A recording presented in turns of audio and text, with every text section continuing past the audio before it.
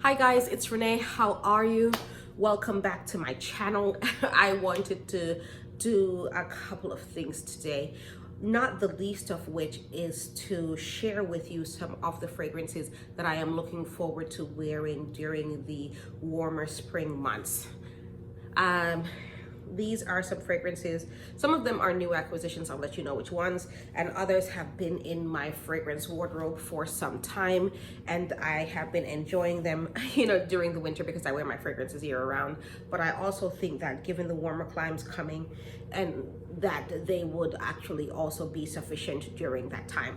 And we'll start with one of them that I think is not only a signature fragrance for those looking to stand apart from the crowd, but also have an everyday fragrance that is innocuous to wear year round, and to wear every day. But one that is also kind of inviting and intimate, and that is BDK Parfums Creme de Cuir. Now, this is a fragrance that is kind of underrated from the house. Most people talk about Gris Chanel or Rouge Smoking. I have several of their fragrances, and this is one that very few people talk about. When they do talk about it, they talk about how underwhelming it is. And I don't find that to be the case. This is a bright, citrusy, white suede, musky, creamy, woody fragrance. It is very close to the skin, however, and it is very inviting. And I think that is a deliberate choice on the part of the brand to make it that way. With that being said, the juicy, citrusy opening will draw you in, and it will be refreshing and cooling during the warmer climes. I think it has excellent longevity, even though it has poor sillage and projection. So anyways, number one is Creme de Cuir by BDK Parfums. Next up would be Hiram Green Arbolé. This is a natural perfume by the I believe he's Dutch. Yes, I think he's Dutch. Hiram Green. It's a beautiful rose fragrance that has a hefty dose of a very green, earthy patchouli and vetiver in here. It's woody, musky. The rose dries down to a slightly powdery, sweet, ambery finish, and it lasts forever and a day. I know the idea about natural perfumes is that a lot of them don't last, but this one does last. I tried it out from a sample, and I was so impressed by the sample that I did end up getting a full bottle of it. And I think, you can see from the juice that it is sort of green. And it would be great during the spring months. Next up would be also another new acquisition, and this is Nubian Musk by Sana Hardin. Now, you might be saying to yourself, why are you bringing a musk fragrance into the warm weather? That's because when this heats up, I think this smells like a sweet, ambery, musky, your skin but good, but better. Like so much better fragrance.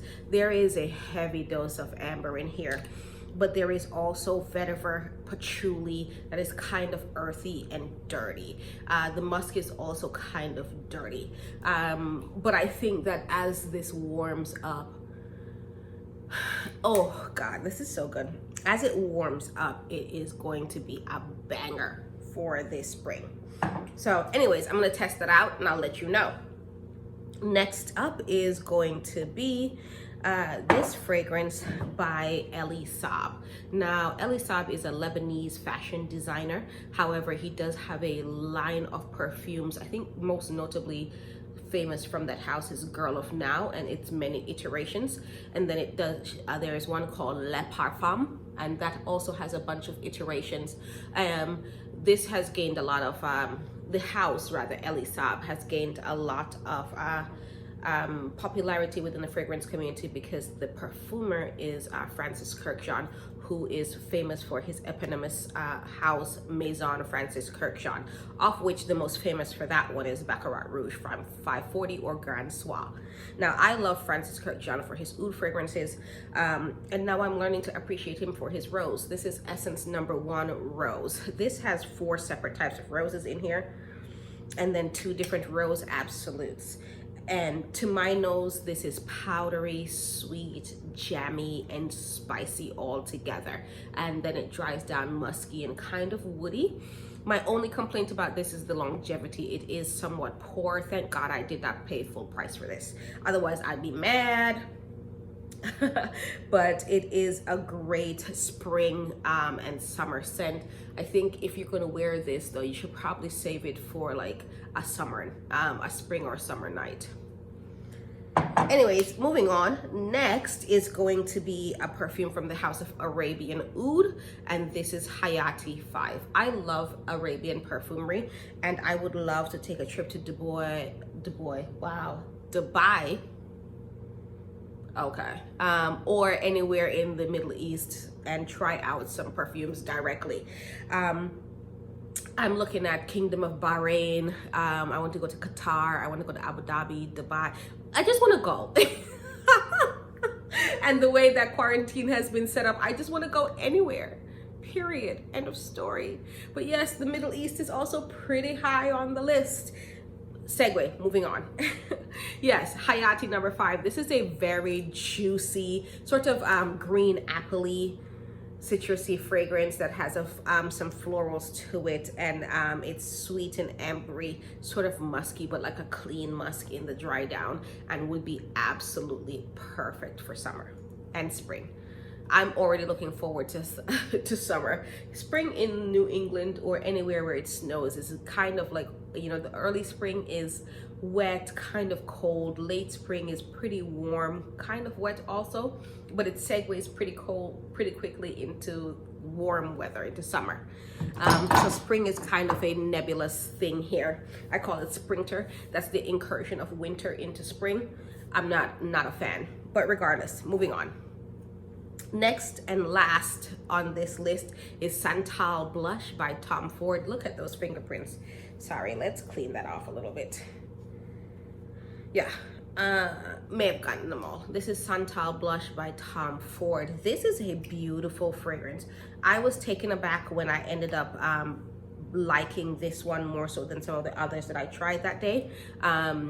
This is creamy, woody, spicy in the opening. I think it's cumin. And maybe coriander in the opening. It's pretty spicy, but it ends up being this creamy, musky, slightly floral in the dry down. My only quibble with this is that the longevity seems to be poor. Now, I bought this in the winter and I've been wearing it in the winter, so maybe it just doesn't have enough oomph to push through. So I'm looking forward to trying this out in the spring and summer. I will say about this is that this is also a type of signature fragrance. It is just inviting and beautiful, and you could wear this every day. However, if you wanted to make it also a special occasion fragrance, this is one of those. Like, I can see this being somebody's wedding day scent. It's just gorgeous. Sorry, I had one more. That was not last but least. This is last but least. And this is Houbigant Quelques Fleur Royale. Quelques Fleur Royale. And this is a gorgeous soapy in the beginning, white floral fragrance. Now, again, this is another one where I was pretty taken aback that I liked this, because I am not a big fan of white florals. They tend to give me headaches. But this is not an overwhelmingly white floral fragrance. In the beginning, there's a lot of juiciness from the citruses. I want to say it's probably, it smells like a Paloma, which is a grapefruit infused liquor drink, cocktail rather, that's a good word, cocktail, right? A grapefruit infused cocktail. So I want to say it's probably grapefruit, maybe some lemons, because it's kind of tart, but citrusy in the beginning. And then the florals come up. There's definitely tuberose, but a tuberose that I can tolerate, and jasmine. Also, again, a jasmine that I can tolerate in the heart of the fragrance. And then as it dries down, it's kind of musky and sweet. So I think that would be a perfect everyday, very pleasurable, easy, and breezy spring scent to wear. And that's all that I have for you. All right, guys, thanks for hanging out with me. Have a good day. Bye.